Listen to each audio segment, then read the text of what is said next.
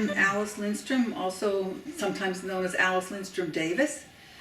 I'm a retired member of the American Postal Workers Union, still a representative to the San Francisco Labor Council, and a trustee of the American Postal Workers Union San Francisco Local, and on the executive board there, and active in many other church and community organizations. Can you name any particular experience that educated you politically?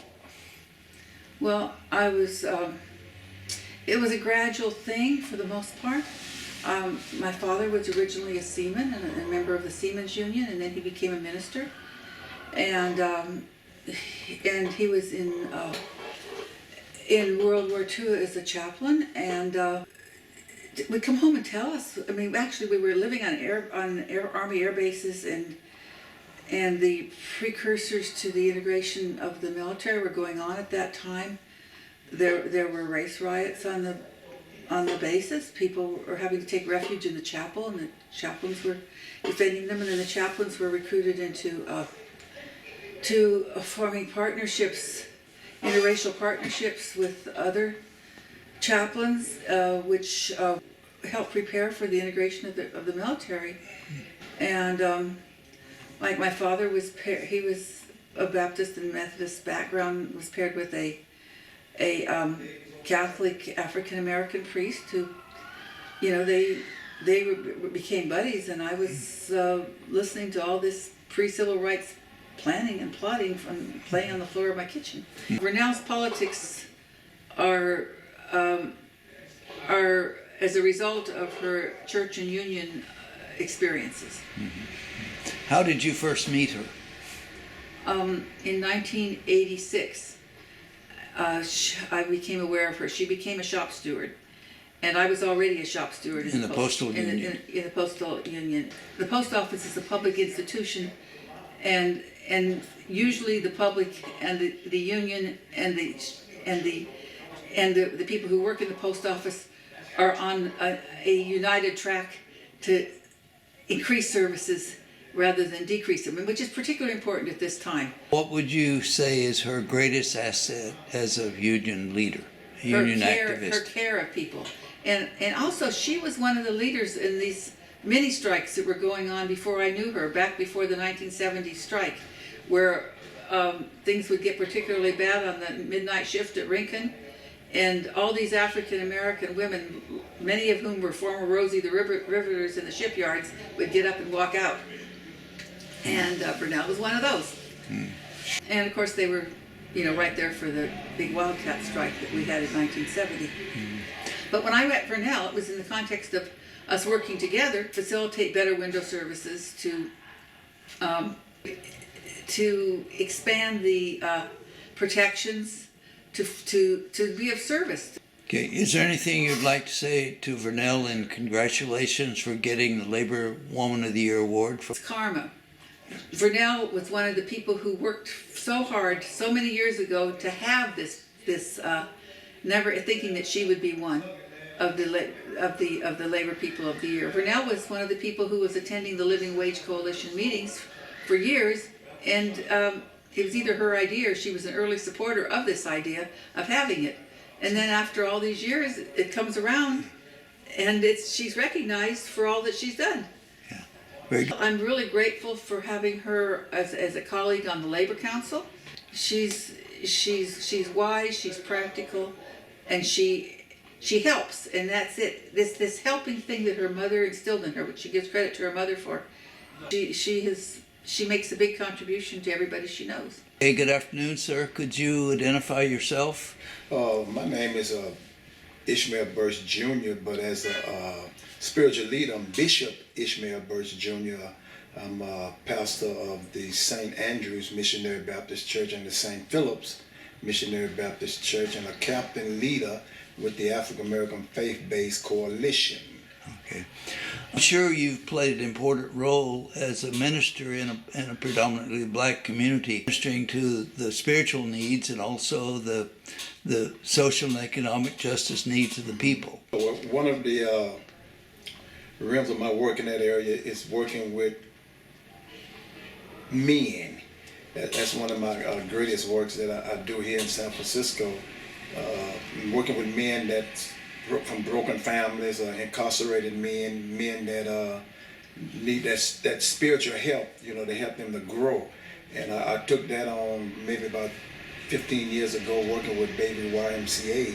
And through that work, it allows me to reach out to families, because men have families, and a lot of times they're separated from the families. So we try to unite the families through some of the work that we do to feed the family, keep them out of prison, out of jail. We try to make sure they have jobs. So in that social justice arena, it's very important because it helps us to unite the family. Where the families are broken at it. It helps us to be a community. It's one of my strong beliefs that community is the church is the community is the church. Your spiritual needs, your social needs, your community, all these has to work together. Then you become a much better functioning, productive citizen of our world. If they're working together. But a lot of times they're not. So we try to repair those areas, work that she do. Well, I know you're a preacher, not a teacher, but what kind of grades would you give Sister Vernell on demonstrating Christian faith in social and economic justice work? I would give her an A. And the reason why I say that because she's real. She ain't faking on us. She ain't saying she this, but over here she that. She's who she is. And she's real with the people. And, so many people love her because she's a real person. She has a lot of knowledge, a lot of history that she can share with us and our younger generations. And I remember a time we was doing, because I do the Martin Luther King Jr. March with the about 1,500 young people in the city, and she was one of our facilitators that did talk and tell us about the civil rights movement, the little bit that she did know, and the part that she was a part of. So that was very influencing for the young people, because when they look at the civil rights movement, it was one kid and it was sad to say he thought that Martin Luther King Jr. was a slave. So that's a red flag, and that's a red flag. So we had to do some teaching in that area. So that we do take that once a year to the school about the civil rights movement, Dr. Martin Luther King, Malcolm X, and all those leaders, and we try to get kids to understand it just wasn't black people. It was people that moved the march. You have a lot of good things to say about Vernell. Is there any one thing that you would say is her greatest asset as a Christian and a political activist? Yeah, well, I would say that in her political activities, she's outspoken. She would speak up. She would speak up on an issue, whereas some leaders will sit back and they analyze it a little bit and check it out. But she speak up on it with fact. So that means she must do some reading or something she's doing, because she's always up to date. Even though she's a senior, she's always up to date with issues in her community, anywhere in the country. She can talk on it. She's got integrity. She got integrity. I'd like to salute her. I take my hat off to her for the great work that she's done in the African American community. I'd like to make a couple of observations and then direct the first question to Rosalinda. Circumstances of life educate us empirically and morally, and our work defines best who we are. In my view, David Bacon's work as a photojournalist, labor organizer, and activist reveals his humanity, integrity, intelligence, and certainly perseverance. Also, it reveals that he is an internationalist and a soldier of the people who fights for social and economic justice. From my perspective, Karl Marx said it best, but many other people have said with words and actions that our individual and collective responsibility in life is not simply to interpret history, but to change it. I don't know any other person more committed to that goal than David Bacon. I first met David Bacon in California, in the Salinas Valley, when I was organizing for the United Farm Workers in the strawberry campaign. And he showed up because he was photographing the strawberry campaign. I was assigned to the Salinas office, and the Salinas office that I was in was one of the very first offices or space that Cesar Chavez rented for organizing in the Salinas Valley. And it was an old, used to be an old bank, a building built in the 1800s. It was the only place that would be rented to him. And the farm workers there told me about the struggle to operate the union out of that office. And the outside of the building still had bullet holes. Growers would go by and shoot at the building, knowing that it was the United Farm Workers office. That was the field office for the Salinas organizers, and also the car repair shop where these car mechanics that were former farm workers were still operating a collective or a cooperative car repair shop. So all of the union's vehicles were being repaired and taken care of there. I was surrounded in that office by history, and including elder farm workers that would come and sit with me. They would just show up and sit in the office and wait for me to have a minute and would tell me stories about Caesar and organizing in the Salinas Valley. And into this office one day, David Bacon showed up with his cameras, and that's how I met Caesar. David. And David turned out to be one of those elders or one of those experienced people that had been with Cesar Chavez in the early days that talked to me about organizing with Cesar. And so his photographs that he showed me in his stories became part of my learning. I was a Rainbow Coalition organizer trained in a very strict organizing, no bullshit way of doing the work on the ground with people. He's not only a photojournalist and a writer, but he does deep analysis of the moment. The value of David's writings and photography is that this isn't about David. It's about recognizing that the leadership of the workers, of the leadership of the movement is already there. The leaders are already present, trying to lead. They are not being supported and they're being crushed. And they're being crushed by the system that needs them as cheap labor and a malleable force. In the early farm worker movement, the way that Cesar Chavez led was just like that, that if you were driven to do something and you had the skills and the movement needed it, Cesar pushed people towards those skills. Now, David Bacon is a treasure. I believe he is will endure for generations because of his legacy that he's leaving behind now. It's important for us. We use it in our organizing work, but we also seek him out when we have questions about analysis, about strategic direction, about what he thinks, because he was there in the early days. So David Bacon very much deserves this recognition because he's at the center of this. He's at the core for many of us of that discussion. I value his opinion. I value his analysis. I value his presence whenever there's a critical moment in our movement in Washington State that we need to capture for history. We call David. So David Bacon is laying a road that is being followed, and we're very grateful for that. He deserves this recognition. In the long history of David Bacon's work, I think that most of us have come to get to know not only the activist, the intellectual, but the human being. And I have traveled with him to many parts of the United States. I've been collaborating with him for the last 25 years on his cross-border solidarity work. He's worked intensely with maquiladora women, photographing immigrants, but also photographing organizers, especially indigenous organizers who are both organizing in their hometowns in Oaxaca, in Baja California Norte, in the fields where they go to work, and also in different parts of the United States. And David Bacon is committed because he sees the human being. He's committed to being there, documenting not only the activists, but the whole human being. And he's able to really persuade people to let him into the privacy of their homes and photographing all aspects of these workers, of these leaders. And I think over the long arc of his work, you can see that ultimately he's documented the entire human experience of struggling, of trying to build a better world, sometimes in very difficult circumstances. Some of the struggles that farm workers have to undertake are very difficult.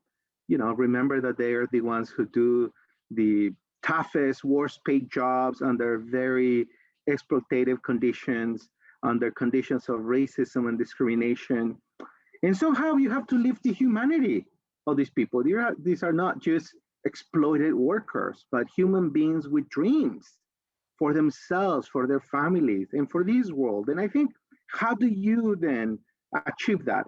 And I think seeing the humanity in people, that's, I think, what keeps him going and what keeps us all going in this struggle. And he's able to cross a lot of boundaries, a lot of borders. He's a white male, but he's also very humble. He's there to capture this story, faithfully documenting what they think, what they do, their aspirations. And I think that's David's contribution to the movement. And people just love the way he captures their images with such dignity, and to use that as our historical memory to continue in this movement. So this is a very well-deserved recognition for David's consistency, for David's deep engagement with social movements, and for also capturing the humanity of workers. Both of you know very well, we have a shameful past of intervening in the politics and pillaging the resources of Latin America. And you notice that the Central American nations that are having the most migrants to this country are the ones where we've interfered and installed terrible governments. He makes that point very well. Of the right to stay at home, I think it's an important concept that we need to debate more among immigrant rights activists. And this is a basic message that you hear over and over again when you travel to the communities of origin of a lot of these migrants. They agree that we should fight hard for the rights of migrants. But also they ultimately ask for support for their struggle to change conditions at home. Many politicians say, hey, let's help these people out of poverty. We know where that goes. Foreign aid goes to support dictators, goes to support repression. But what people are saying when they say we have the right to stay home is that we have the right to live in a democratic society, to live and fight for equity, and to fight for better working conditions. In the spirit of the Zapatista uprising, they want to change the world. And that's what they mean when they say, we have the right to stay at home. If people want to migrate, let's support that process in a dignified way, respecting their human rights. But let's don't have out-migration as the only answer to poverty and shortcomings and repression to our homeland. And I think that's a call for international solidarity, that people's struggle to change the world transcends our border. And migration is not a problem. It's a struggle for people to live with dignity and respect whatever they choose to be. And that includes also their homelands, and that includes the places where they arrive. So I think the nuance of that concept is important to understand as we advance our struggle and our fight for rights for both immigrants and also for people's search for justice in the homeland. So I think that's the other contribution of seeing the world from the perspective of the communities of origin. And remember, David has traveled extensively throughout different parts of Mexico, different parts of the world, documenting that worldview. I mean, you've seen his photographs of Filipino banana workers working at a cooperative, Iraqi oil workers working to rebuild their industry, and also working and documented Mixteco farmers in their homeland. It's interesting to see from the perspective of those people who are struggling from their own homeland for a more dignified life. Is the right to stay home. David Bacon has been articulating that for many, many years, because that's what the community's been telling him. That's what people have been saying to him. We want to go home. I mean, basically, we want to go home, but we want to go home to fairness, to democracy, to justice. But David has had the courage to actually put it up front, that this is the right to stay home is an important concept because everybody thinks that coming to the United States is the answer. It's not. In fact, it's the end almost for self-determination and justice and equality at this point. Are there any final comments you'd like to make about David? Don't put that camera away. And it's good to see you're using digital film, so you're moving with the times. I'm working hard to get you more situations to photograph. David, I just want you to know that it's been so much fun going through your archives now with a new generation of young mixed migrants who are seeing and learning about the history. It's been fun working with young people who find power in the images that you've taken, documenting the lives of their grandparents, their parents in positions of struggle. So it's an inspiration, and I'm looking forward for your future work, and congratulations on this very well-deserved recognition of your work and commitment. Hasta adelante a la lucha, compañeros.